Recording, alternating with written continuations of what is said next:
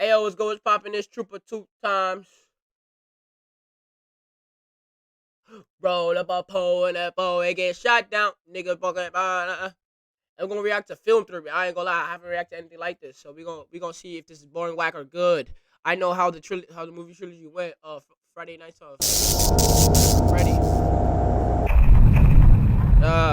Hello, Internet! Welcome to Film Theory, the show that deserves its own semi-canon novelization. Friends, it feels like some sort of cruel joke. The Five Nights at Freddy's movie came and went from theaters. It was fun. It did great financially, and we all had ourselves a grand old time. We moved on, and now we wait patiently for the next installment to drop where Mike seeks help for a sleeping disorder, and Freddy and friends take their fort-building business on the road to turn it into a major real estate venture. Everything was in balance, as it should be. And yet, they couldn't just leave well enough alone, could they? Because just like clockwork for this franchise, they turned the movie into a book. A book! Even though I announced my final episodes, I still couldn't get out of this thing fast enough, could I? Even though all the book releases were technically done for the franchise, after 22 solid books. And that's not even including the graphic novels and all the other spin-off materials. Good old Scotty Cawthon found a way to squeeze one more in on me before my foot was out the door. And you know what I did? I read the thing. And I gotta say, I'm glad that I did, because let me tell you, it is a theorist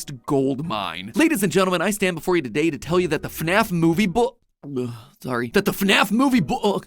Oh, I can't even say it. It physically makes me ill to acknowledge that something like this exists. Ladies and gentlemen, I stand here today to tell you that the book version of the FNAF movie, it tells us everything about where the film spin-off series is headed to next. And perhaps more importantly than anything, it tells us that the big reveal of Chapter 3 is gonna be that Vanessa is a robot.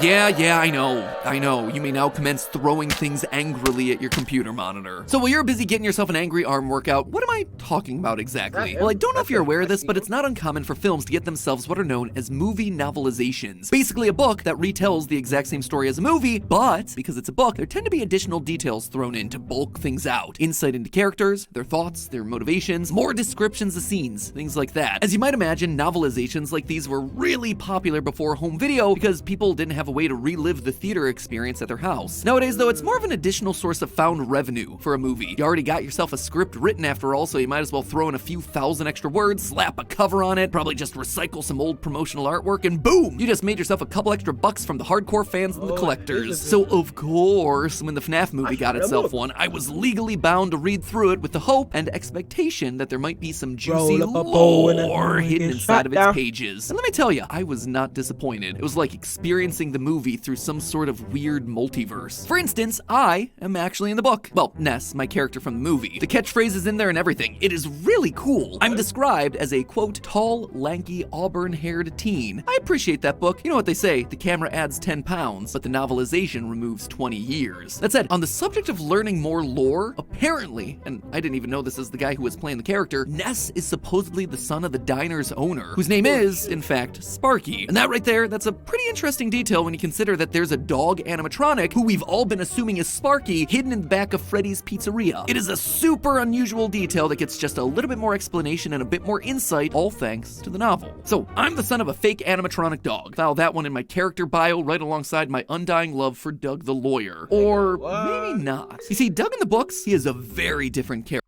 I wonder how do these Freddy characters, how do they get built? Like, are they just fucking summoned by spirits? The diner scene straight up features Mind you, I know nothing about Five Nights at Freddy, bro. him openly creeping on Maxine, enough so that she thinks of him as a total sleazeball. Let's just say that he's hungry for more than just the apps. Thankfully, this is one of the precious few times that Scott Cawthon has stepped in to set the record straight, explaining that this gross version of my best shipmate is in fact non-canon, and that this scene will be altered in all future printings of the novelization. In short, Nug lives on. Or would you consider us Des? Anyway, you can already see how having more words on the page gives you tons of additional context to what you're seeing on the screen, and likely more insight into the original intent of these sorts of moments. And as you might imagine, if small bit players like Doug and I are getting lore drops from the books, then the main characters are also getting a lot of extra info in there as well. For instance, in the movie, it was lightly implied that Maxine had a bit of a crush on Mike. I picked it up right here, where she subtly signals that she wants him to put a ring on it. I wish someone would buy me a ring. It's not a big plot point, but you can tell that there's a bit more under the surface of this interaction. In the book, though, it goes from subtle subtext into a full-on plot point. She constantly dresses up for Mike, dropping tons of Vanessa hints about her interest, growing more and more frustrated with Mike as he's completely oblivious to her advances. In fact, it's actually part of her motivation for spying on him for Aunt Jane, which she also feels very regretful for in the books, unlike the film where she just kind of looks sad out of a window for a bit. Another huge detail about the main characters, Mike is more of a theorist in the book than he was in the film, actively taking on more of the responsibility for unraveling the mystery. He independently does research. He even discovers the missing children's incident by himself instead of just being told about it by Vanessa later on in the film. I guess they just had to remove that part of the character from the film lest he get compared to the performances coming from other established theorists in the community. Okay, so that's obviously a bunch of random observations and details, adding a bit more texture to these characters that either got cut for time or glossed over in a more visual storytelling medium. But there is so much more packed into this book, enough so that I believe that we can figure out exactly where the story of the next 2 movies is headed. And it all begins with the hill that apparently I'm gonna be dying on for my final FNAF theories, a human being a robot. Don't hate the player, hate the game. Literally. I'm not the one making up the story here, friends. I just interpret the clues as best I can. But in this case, we don't have ourselves a robot boy. Instead, we have ourselves bro, get to it, my nigga. By bonding to the metal. I always come back. He even seems to have a rudimentary understanding of Remnant based on the existence of that weird torture Freddy mask. I mean, seriously, these animatronics are not inventing a device like this. It has to have been man-made. In fact, the novelized version of the movie's Cold Open suggests exactly this. If you read the prologue of the book very closely, you learn that Bob, the security guard whose death opens the film, had already figured out that he was nothing more than a lamb for the slaughter in this job. First, his internal monologue acknowledges that he had been hired to guard the pizzeria. It's written expressly in sarcastic scare quotes there, showing that he knows very well that the job was never meant to be real. And as he's being dragged to his death by the animatronics, he passes by the kid's drawing of Afton holding the kid's hands. And we read that bile fills his throat in this moment. He knows that that picture, and the rabbit specifically, is the reason that he's currently fighting for his life. In short, the extra details in the prologue of the novelization strongly suggest that Afton is actively hiring guards to this pizzeria to harvest remnant from them so he can continue on with his experiments. And he's using his control over the animatronics to help make all of this happen. And because of that, despite this being an adaptation of one of the earliest FNAF stories, Film Afton is likely already tinkering with much more advanced animatronic technology. Again, look no further than the cold open of the novel. The torture Freddy mask isn't just an old repurposed Freddy head like it is in the movie. Instead, it's described like this. Quote, "The 2 halves of the bear face peeled back like the wings of a beetle, expanding outward. As the fur parted, spinning robotic mechanisms filled Bob's vision." This description of how the mask operates, with pieces that split apart and fold out, is actually much more fitting of a different generation of animatronic, the Funtime animatronics. And what do we see in FNAF 5? The game where these Funtimes take center stage? Down in Afton's bunker, we see articulating humanoid robot heads, eyes constantly blinking. They're alive, and they're watching us. And these aren't just set decorations either. These heads are important enough to have been directly called out by the FNAF character encyclopedia. In the game prior, FNAF 4, Afton's final line was, "I will put you back together." And in FNAF 5, we see exactly that. A bunker made by Afton full of robotic humanoids. A mad scientist of a man trying to use his robotic skills to bring a human back to life, to put his loved ones back together, literally. Going back to the movie, this is likely why we see a humanoid animatronic with teeth, silver eyes, and an arm with 5 articulated human fingers buried in the parts and services room. It's not just an Easter egg put there from scraps laying around the Jim Henson office. This looks like it's a first-generation robot person. So we have an Afton that's already harvesting and experimenting with Remnant at the beginning of this film. And we know that there's a human-shaped robot buried in the parts and services room that suggests that he might have been working on some sort of human prototype. That right there, though, is still a long way away from creating a convincing enough robot that it's able to fool literally everyone around it. And why then would it be Vanessa, of all people? Well, the first thing I'd like to talk about here is actually something that jumped out to me the first time I watched the movie: the performance of Vanessa's actress, Elizabeth Lale. Something I noticed throughout the movie was how aloof and disconnected Vanessa seemed. Her voice was always flat, her character almost always stoic. The new security guard?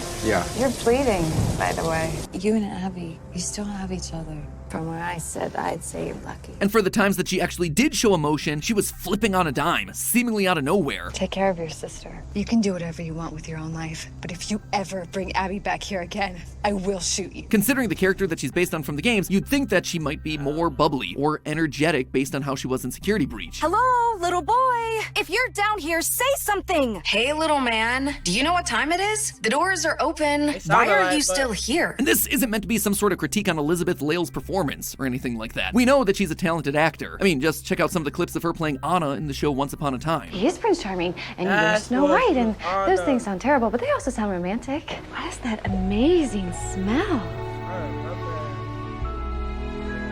Chocolate. No, the flatter delivery from her has to have been an intentional direction that she was given, perhaps direction to sound a bit more robotic. In the novelization, Vanessa seems to shift personalities on a dime, changing between what Mike describes as the bubbly girl mode and the intensely serious cop mode. For example, during their first night meeting, we get this, quote, "Then someone invisible flipped a switch. Vanessa's cop mode deactivated." That right there, it's a pretty suspicious way of phrasing a psychological change like that. Intentionally using robotic language in this franchise? Yeah, press X to doubt. The same thing happens towards the end of the movie too, where after Vanessa's stabbed by Afton, Abby notices this, quote again, "Vanessa's eyes looked weird, like they were lights that were having a hard time staying on." And speaking of both Vanessa's eyes and her personality shifts, the absolute biggest piece of evidence here, Vanessa's eyes literally change color when she shifts personalities. Check it out, again from the book, page 144. Right after Mike tells Vanessa about his Garrett kidnapping dreams, quote, "The narrowing of the eyes, the stiffening of her mouth, she was back in cop mode." No, Mike thought, it wasn't cop mode, it was something else. Vanessa's irises deepened noticeably in hue. They went from their usual soft, almost grayish blue to a deeper indigo. The color shift was so pronounced that it almost looked computer generated. Computer generated, huh? What a choice of words that is. An indigo, you say? You mean the color that some would confuse with purple? But perhaps the single most telling part of this little paragraph comes in the final line. It was enormously disquieting. Mike felt like he was watching a human turning into, and then he trails off, not having a chance to finish the thought. Turning into what, Mike? Turning into what? A robot, perhaps? This thing with the eyes, it isn't just a one-off change, it is a consistent part of Vanessa's character descriptions throughout the entire novel, while explaining how spring locks work. Quote, "Vanessa's irises did the light blue to dark blue thing. Her eyes had turned an even deeper blue, navy blue now, almost black. As Vanessa's explaining her father's creations like the spring locks, again, the eyes get darker, sometimes purple and sometimes black. It's almost as if she's fallen back on some sort of Afton-designed programming, almost like he's controlling her. In fact, every time Vanessa tries to do something to keep Mike from looking into this mystery and uncovering Afton's secrets, her eyes go to this darker color. In the scene next to the storm drain where she tries to convince Mike not to try sleeping and dreaming of Freddy anymore, her eyes are dark blue. In the same scene, as Mike tries to get Vanessa to open up so he can get to know her better, he notices that her eyes grow darker and become blurred. And then something, in quotes, breaks any connection that they're forming. And yet, when she's begging for him not to go to Freddy's at all, to save himself and Abby, again, quote, "He looked into her eyes, so soft and blue right now that it seemed like some of her essence, life force, was leaching from her." If there's some Afton-driven programming controlling Vanessa, that would also explain one of the stranger moments from the film. After Mike is attacked by the animatronics and saved by Vanessa, she reveals the dark secrets of her past and the pizzeria. When Mike asks her to help save Abby, though, she declines. Not because she doesn't want to help, but because she feels like she literally can't. Come with me. If he's there, I won't be any use to you, believe me. And when she does show up to the pizzeria later on, once confronted by Afton, she's only able to bring herself to shoot once before completely freezing up, kinda like a computer that's crashed. Even my favorite line of the movie, "You had one job, keep him in the dark and kill him if he got too close." That's 2 jobs. is a robotic, process-driven answer. And before you say that Vanessa can't be a robot because we see her get stabbed and have to go to the hospital, yeah, that's admittedly the biggest point against the theory. That said, remember the franchise that we're talking about here, friends? These robots can be so lifelike, so realistic that you cannot tell them apart from real humans at all. They eat, they sleep, they breathe, they can even bleed like Charlie does in the original FNAF book trilogy. I get that the FNAF franchise tends to be cryptic, but time and time again, there have been signs that someone in this franchise is a robot. Maybe it was Gregory from Security Breach. We know for a fact that Charlie from the book trilogy was, Jessica from Frailty, Billy from B7, Sarah from To Be Beautiful, the list goes on and on and on. They are hitting us over the head time and again with these kids who become I'ma holla at y'all.